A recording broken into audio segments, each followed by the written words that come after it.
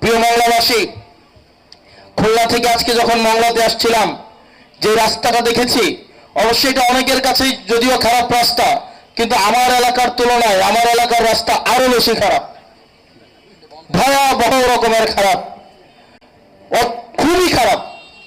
তবে এই এলাকার তুলনায় এই অঞ্চলের যে ন্যাশনাল ইকোনমিতে যে কন্ট্রিবিউশন এবং যে পরিমাণ হচ্ছে এই বন্দরের জাতীয় অর্থনীতিতে যে অবদান, সেটি বিবেচনায় এই মংলা এবং খুলনার যে রাস্তা, সেটিকে অনীতি বিলম্বে এটাকে 4 লেনের কাজ শুরু করা উচিত।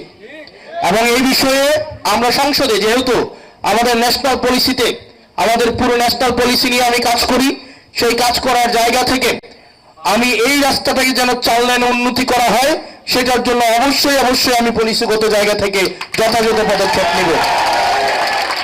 একই সাথে আপনাদের এই যে ফেরি পারাপার যেটা আমরা হলাম, সেটার বায়োডাইভার্সিটি সংরক্ষণ, অন্যান্য বিষয় বিবেচনায় এটাকে যেন ঝুলন্ত ব্রিজ করা হয় অথবা এটাকে যেন টানেলে কনভার্ট করা হয়।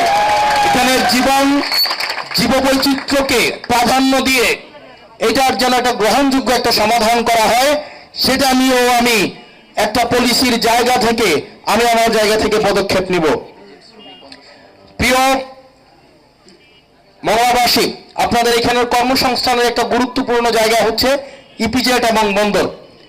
ইপিজেড এবং বন্দরের শ্রমিকদের স্বার্থ সংরক্ষণের জন্য, মজুরি বৃদ্ধির জন্য, তাদের জীবনমান উন্নতির জন্য, এবং আমরা দেখতে পাই স্বল্প মজুরি, বর্তমানের যেই বাজার, বর্তমানের যে জীবনযাত্রার মান, সেটির সাথে সংহতি রেখে এই যে শ্রমিকদের বেতন কাঠামো কখনোই বর্তমানে প্রত্যাশিত নয়, সেটিকে যেন বর্তমান বাজার মূল্যের সাথে, বর্তমান জীবনমানের সাথে সেটিকে একটি সঙ্গতিপূর্ণ একটি অবস্থান নিয়ে যায়।